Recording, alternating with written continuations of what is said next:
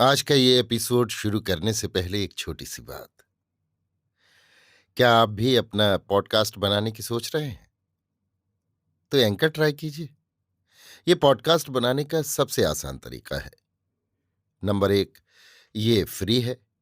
Number दो, इसमें कई सारे ऐसे टूल्स हैं जो आपको अपने फोन और कंप्यूटर पर रिकॉर्ड और एडिट करने की फैसिलिटी देते हैं।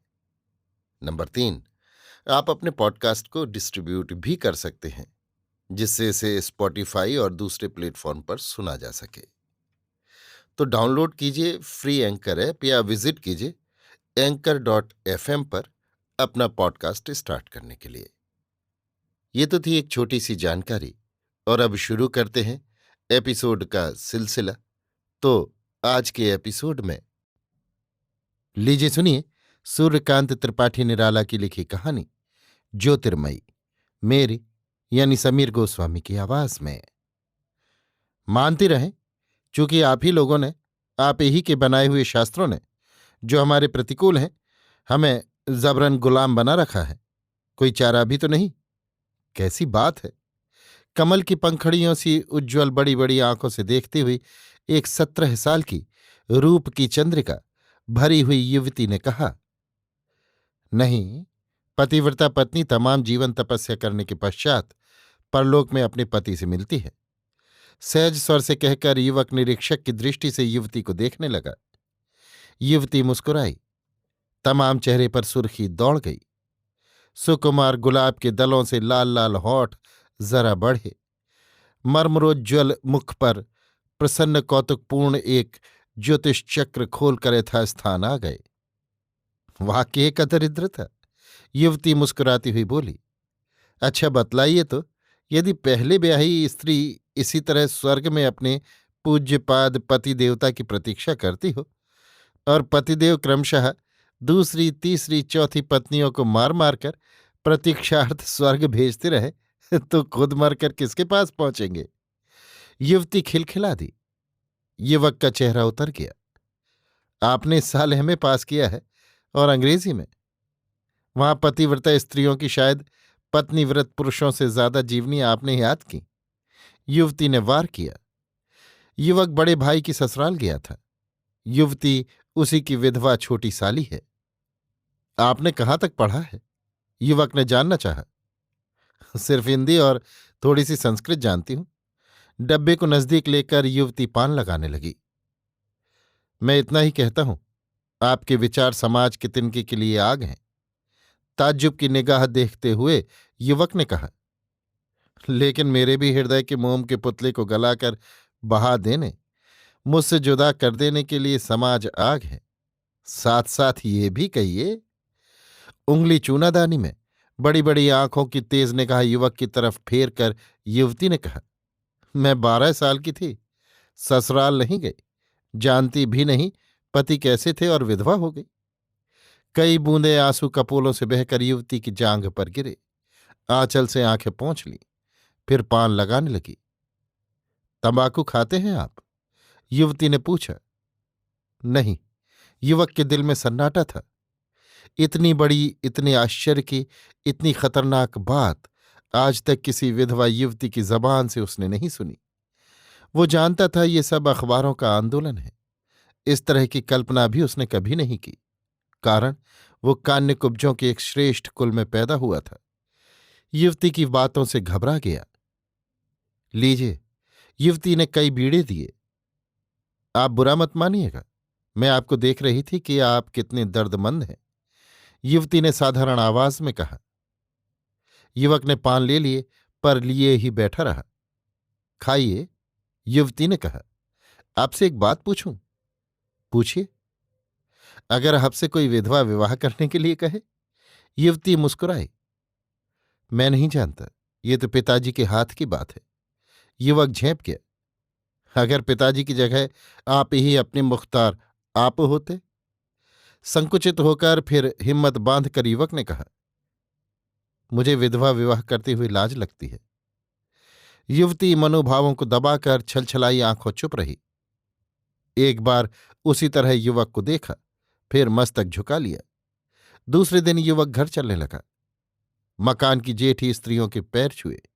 इधर उधर आंखें युवती की तलाश करती रहीं। वो न मिली। युवक 2 मंजिले से नीचे उतरा। देखा, दरवाजे के पास खड़ी वो उसी की राह देख रही है। युवक ने कहा, आज्ञा दीजिए, अब जा रहा हूं। हाथ जोड़कर युवती ने प्रणाम किया। एक पत्र युवक को देकर कहा, जल्द दर्शन दीजिएगा। युवक के हृदय में एक अज्ञात प्रसन्नता की लहर उठी। उसने देखा, नील पलकों के पंखों से युवती की आंखें अप्सराओं सी आकाश की ओर उड़ जाना चाहती हैं, जहां स्नेह के कल्प वसंत में मदन और रति नित्य मिले हैं, जहां किसी भी प्रकार की निष्ठुर श्रृंखला नवोन्मेष को झुका नहीं सकती, जहां प्रेम ही आंखों में मनोहर चित्र, कंठ में मधुर संगीत, हृदय में सत्यनिष्ठ भावना और रूप में खूबसूरत आग है। युवक ने स्नेह के मधुर कंठ से सहानुभूति की ध्वनि में कहा, ज्योति। युवती निसंकोच कुछ कदम आगे बढ़ गई। युवक के बिल्कुल नजदीक एक तरह सटकर खड़ी हो गई। सिर युवक की ठोड़ी के पास, आंखें आंखों में मिली हुई। वस्त्र के स्पर्श से शिराओं में एक ऐसी तरंग बह चली जिसका अनुभव आज तक उनमें किसी को न हुआ था। अंगों से आनंद के परमाणु निकलते रहे। आंखों में नशा छा गया। फिर कहूंगा। युवक लजाकर चल दिया। याद रखिएगा, आपसे इतनी ही करबद्ध प्रार्थना। युवक दृष्टि से ओझल हो गया। पिघलकर पत्थर भी उस पत्र को पढ़ने पर बह जाता है वीरेन। विजय ने सहानुभूति के शब्दों में वीरेंद्र से कहा, दिल के तुम इतने कमजोर हो?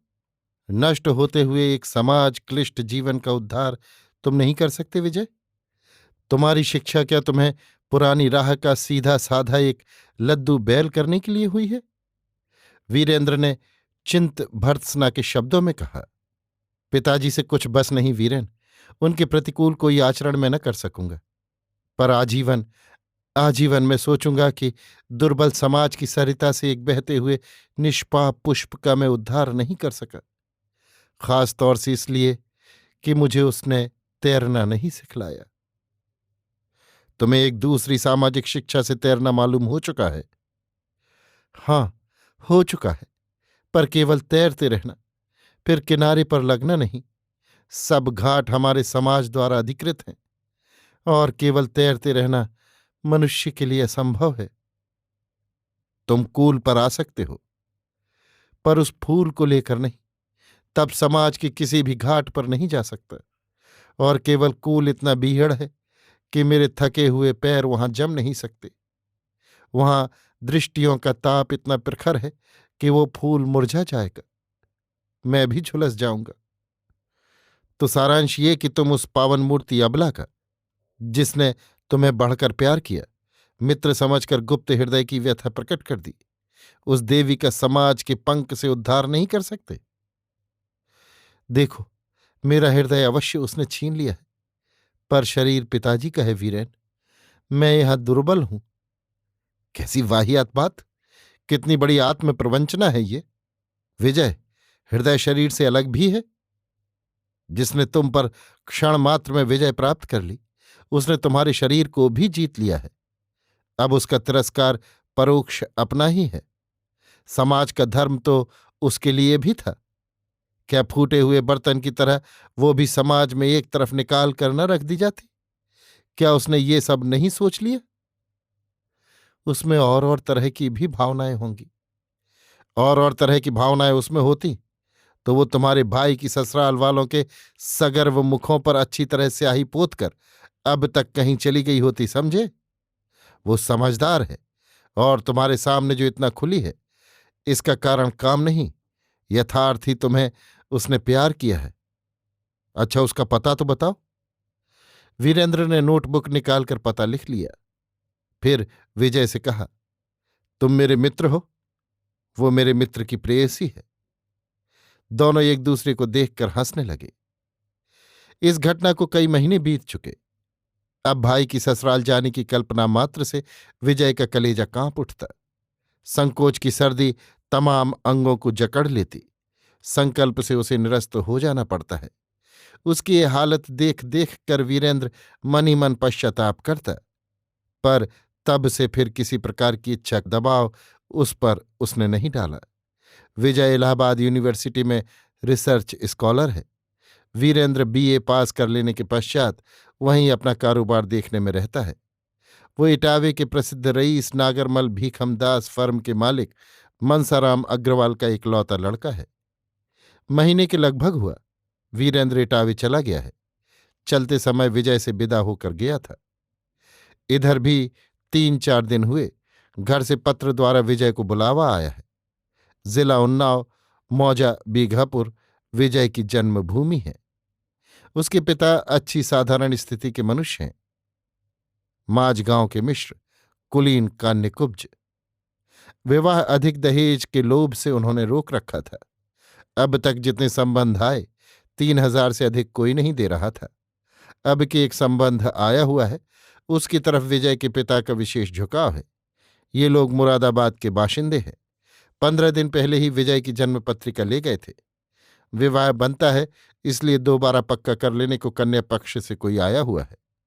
विजय के पिता और चचा मकान के भीतर आपस में सलाह करते हैं। दादा, लेकिन एक पै तो है, ये सनाड्य ब्राह्मण है, ऐसा फिर न हो कि कहीं के भी न रहें। तुम भी मारो गोली, हमको रुपए से मतलब। हमारे पास रुपया है तो भाई बंद जात बिरादरी वाले सब साले आवेंगे, नहीं तो कोई लोटे भर पानी को न पूछेगा। तो क्या राय है? विवाह करो और क्या। 7,000 से आगे नहीं बढ़ता। घर घेरे बैठा है, देखते नहीं, धीरे धीरे दो, लेकिन शिकार निकल न जाए। अब फंसा है तो क्या निकलेगा। डर कौन? बारात में घर के 4 जन चले चलेंगे, कहेंगे दूर है, खर्चा नहीं मिला। वही खर्चा यहां करके खिला दिया जाए, है ना? ठीक है, बस यही ठीक है। विजय के पिता पंडित गंगाधर मिश्र और चचा पंडित कृष्ण शंकर रक्त चंदन का टीका लगाए, रुद्राक्ष की माला पहने, खड़ाऊ खटपटाते दरवाजे चौपाल में नेवाड़ के पलंग पर धीर गंभीर मुद्रा से सिर झुकाए हुए आकर बैठ गए। एक मूंज की चारपाई पर कन्या पक्ष के पंडित सत्यनारायण शर्मा मिर्जई पहने पगड़ी बांधे बैठे हुए थे। मिश्र जी को देखकर पूछा, तो क्या आज्ञा देते हैं मिश्र जी?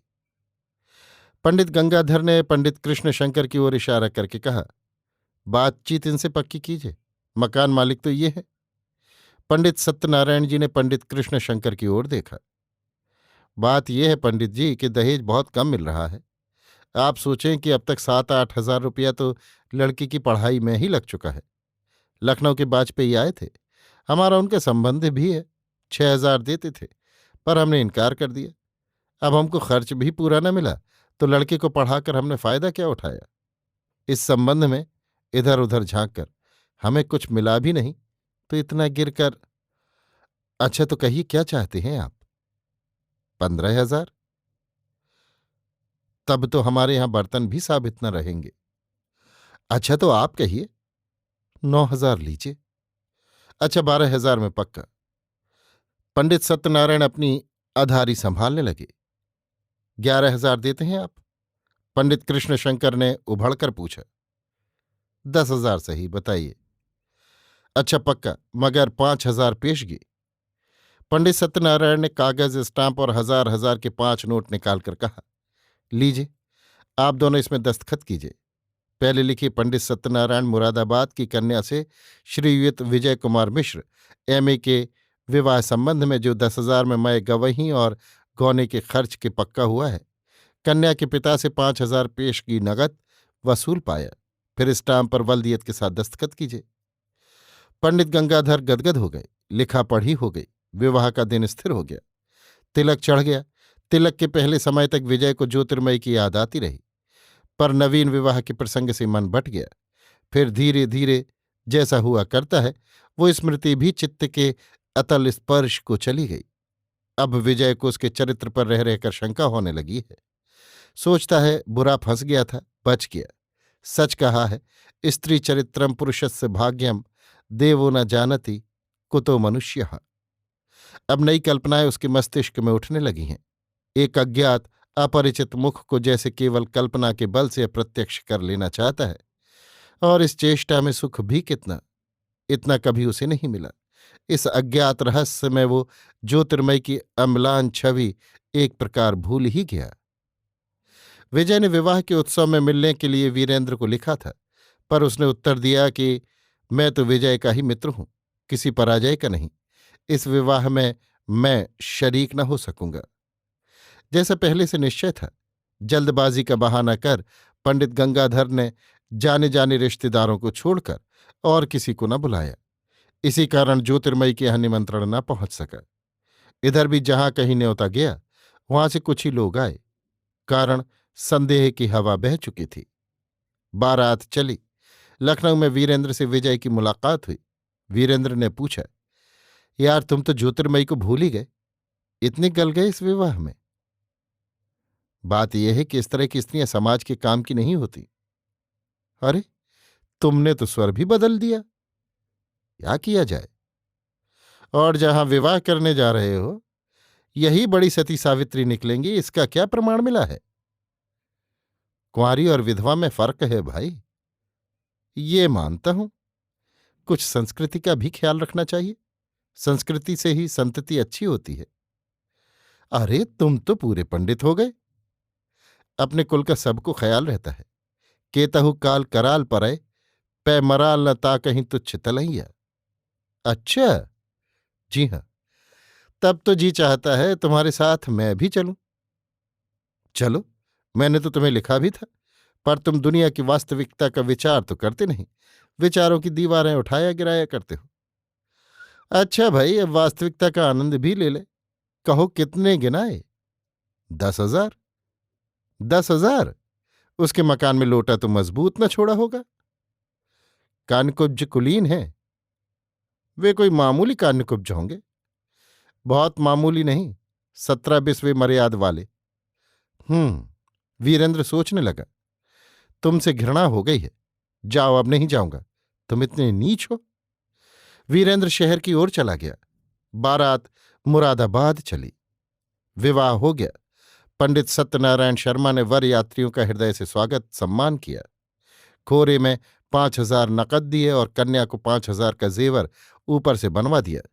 विजय को सोने की चेन, जेब घड़ी, रिस्ट वॉच, साइकिल, अंगूठी और कुछ और सामान देकर खुश किया।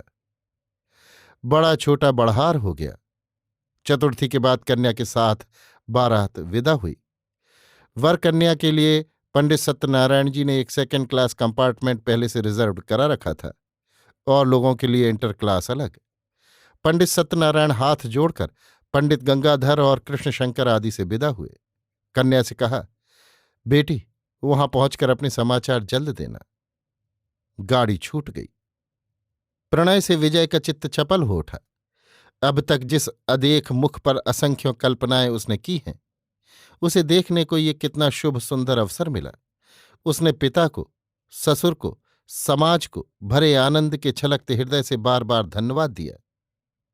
साथ युवती बहू का घूंघट उठा। चंद्रमुख को देखने की चकोर लालसा प्रबल हो उठी। डाक गाड़ी पूरी रफ्तार से जा रही है। विजय उठकर बहू के पास चलकर बैठा। सर्वांग कांप उठा। घूंघट हटाने के लिए हाथ उठाया। कलाई कांपने लगी। उस कंपन में कितना आनंद है। रोए रोए के भीतर से आनंद की गंगा बह चली। विजय ने बहू का घूंघट उठाया।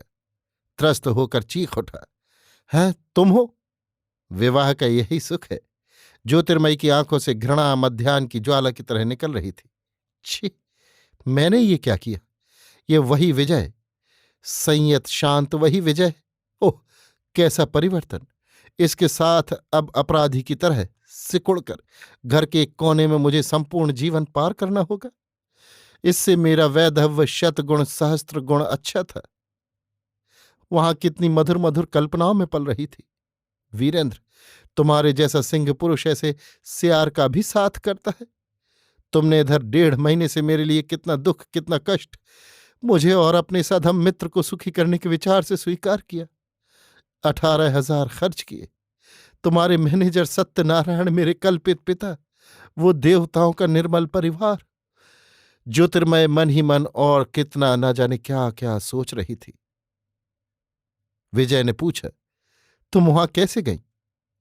वीरेंद्र से पूछना, ज्योतिर्मयी ने कहा। ज्योतिर्मयी मिश्र खानदान में मिल गई है, पर वीरेंद्र फिर विजय से नहीं मिला। अभी आप सुन रहे थे सूर्यकांत त्रिपाठी निराला की लिखी कहानी ज्योतिर्मयी, मेरी यानी समीर गोस्वामी की आवाज में।